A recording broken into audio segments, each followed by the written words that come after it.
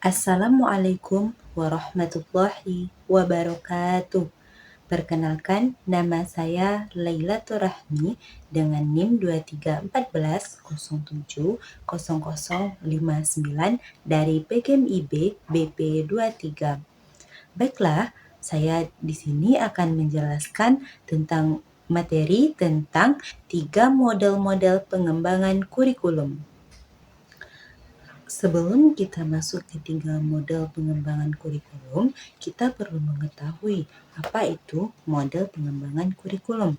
Model pengembangan kurikulum adalah model yang digunakan untuk mengembangkan suatu kurikulum, di mana pengembangan kurikulum dibutuhkan untuk memperbaiki atau menyempurnakan kurikulum yang dibuat untuk dikembangkan sendiri, baik dari pemerintah pusat, pemerintah daerah, atau sekolah. Baik, kita masuk ke 3 model pengembangan kurikulum. Di sini kita membahas 3 model pengembangan kurikulum. Yang pertama, model BICAM. Kedua, model Nicholas. Ketiga, model Skillbat. Yang pertama kita akan membahas model BICAM. Komponen dasar dari teori kurikulum BICAM mencerminkan upaya lanjutan dari ahli untuk menetapkan landasan teori kurikulum. Model BICAM ini dikembangkan oleh seorang ahli kurikulum, yaitu BICAM. BICAM mengemukakan 5 hal dalam proses pengembangan suatu kurikulum, yaitu 1. Menetapkan wilayah atau area yang akan melakukan perubahan suatu kurikulum. Wilayah itu bisa terjadi hanya pada satu sekolah, satu kecamatan, kabupaten, atau mungkin tingkat provinsi dan tingkat nasional. 2. Menetapkan personalia, yaitu pihak-pihak yang akan terlibat dalam proses pengembangan kurikulum. Pihak-pihak yang harus dilibatkan itu terdiri dari para ahli atau spesialis kurikulum, para ahli pendidikan, termasuk di dalamnya para guru yang dianggap berpengalaman, para profesional lain dalam bidang pendidikan seperti pustakawan, laboran, konsultan pendidikan, dan para profesional dalam bidang lain beserta para tokoh masyarakat seperti para politikus, industriawan, pengusaha. Dalam proses pengembangan kurikulum, semua kelompok yang terlibat itu perlu mendapatkan informasi tentang tugas dan perannya secara jelas. 3. Menetapkan organisasi dan prosedur yang akan ditempuh, yaitu dalam hal merumuskan tujuan umum atau tujuan khusus SK atau KD, memilih isi dari pengalaman belajar serta menentukan evaluasi. 4. Implementasi kurikulum. Dipersiapkan secara matang berbagai hal yang dapat berpengaruh baik langsung maupun tidak langsung terhadap efektivitas penggunaan kurikulum, seperti pemahaman guru, sarana, dan manajemen sekolah. 5. Melaksanakan evaluasi kurikulum secara menyeluruh kepada guru desain kurikulum, keberhasilan belajar siswa, dan keseluruhan sistem kurikulum. Keuntungan model BICAM ini adalah adanya penegasan arena yang kiranya akan mempermudah dan memperjelas ruang lingkup kegiatan.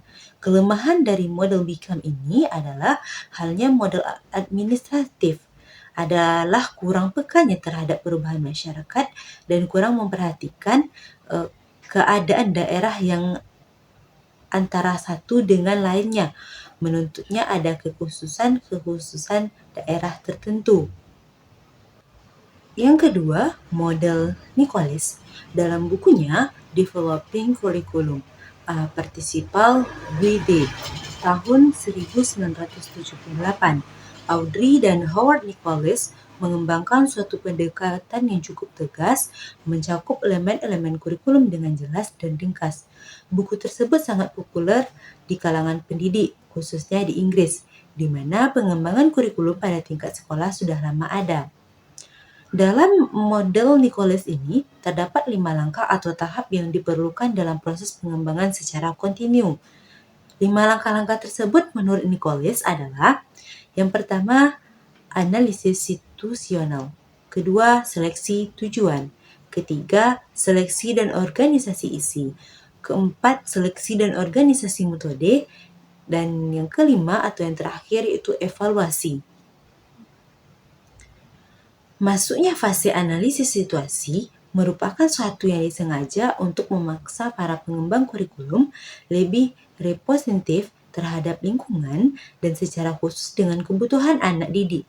Penulis ini menekankan perlunya memakai pendekatan yang lebih komprehensif untuk mendiagnosis semua faktor yang menyangkut semua situasi dengan diikuti penggunaan pengetahuan dan pengertian yang berasal dari analisis tersebut dalam perencanaan kurikulum. Model Nicholas ini adalah pendekatan siklus yang berfokus pada tujuan, pengembangan materi, penilaian, dan umpan balik. Yang memiliki kelebihan pada sifatnya sistematis, fleksibel, dan adaptif terhadap perubahan. Namun juga memiliki kekurangannya. Kekurangannya terletak pada potensi yang memakan waktu serta kompleksitas dalam implementasi dan pengelolaan umpan balik yang efektif. Model Skillback. Model ini dikemukakan oleh Malcolm Skillback, yaitu Direktur Pusat Pengembangan Kurikulum Australia. Skillback mengembangkan suatu interaksi alternatif atau model dinamis bagi suatu interaksi alternatif atau model dinamis bagi model proses kurikulum. Dalam sebuah artikelnya, tahun 1976, Skillback menganjurkan suatu pendekatan dan mengembangkan kurikulum pada tingkat sekolah. Pendapatnya mengenai sekolah didasarkan pada pengembangan kurikulum (SBCD), sehingga Skillback memberikan suatu model yang membuat pendidik dapat mengembangkan kurikulum secara tepat dan realistis.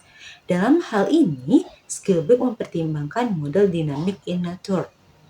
Model dinamis atau interaktif menetapkan pengembangan kurikulum harus mendahulukan satu elemen kurikulum dan memulainya dengan suatu dari urutan yang telah ditentukan dan dianjurkan oleh model rasional. Skillback mendukung petunjuk tersebut, menambahkan sangat penting bagi developers untuk menyadari sumber-sumber tujuan mereka. Untuk mengetahui sumber-sumber tersebut, Skillback berpendapat bahwa situational analysis harus dilakukan. Menurut Skillback, model pengembangan kurikulum yang dikenal dengan model dinamik merupakan suatu pendekatan pengembangan kurikulum pada tingkat sekolah yang dikenal sebagai School Based Curriculum Development atau SBCD. Model ini menurut Skillback dirancang khusus untuk para guru yang ingin mengembangkan kurikulum yang sesuai dengan kebutuhan spesifik sekolah.